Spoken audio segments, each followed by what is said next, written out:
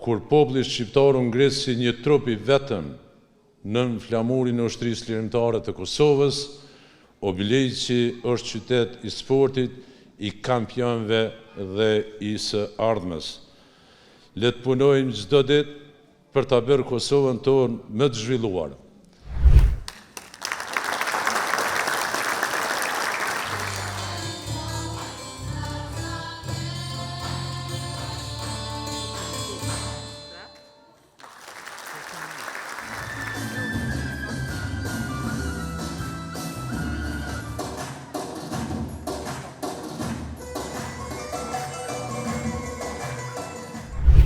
Nga qendresat e para e deri te vitet vendimtare të lavdisë kombëtare, nga viti 1998 në fund dhe 99, kur populli shqiptar u ngrit si një trup i vetëm nën flamurin e ushtrisë lirimtare të Kosovës, për të fituar lirinë dhe për t'i dhënë fund robërisë.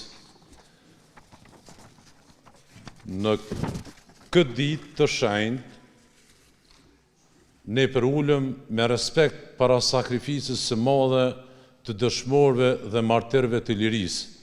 Nderojmë veprimtarët, idealistët, të rinjët, studentët e të gjitha kohërav që ata jetën e tyre ja kushtuan atë dheut. Nderojmë presidentin historik Dr. Ibrahim Rugovën, figurën e unitetit dhe vizionin për shtetin tonë.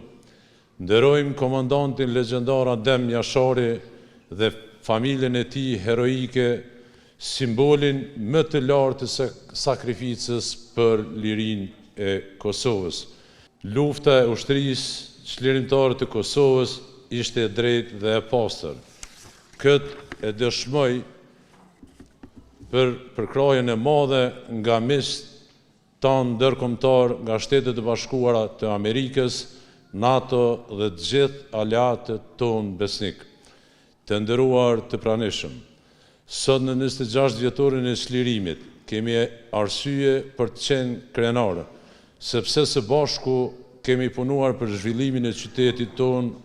Obiliqi sot ka hapësira të përshtatshme për të rinj, ka arsime cilësor me shumë aktivitete kulturore dhe sportive, shërbime më të mira shëndetësore dhe infrastrukturë moderne. Obiliqi është qytet i sportit, i kampionëve dhe i së ardhmes. Dëshmorët sot i kujtojmë, na e kanë lënë një amanet të shenjtë, të mbajmë gjallë kujtimin për ta dhe të punojmë të bashkuar për të ardhmen e vendit tonë. Le të frymëzohemi nga heroizmi i tyre, le të punojmë çdo ditë për ta bërë Kosovën tonë më të zhvilluar.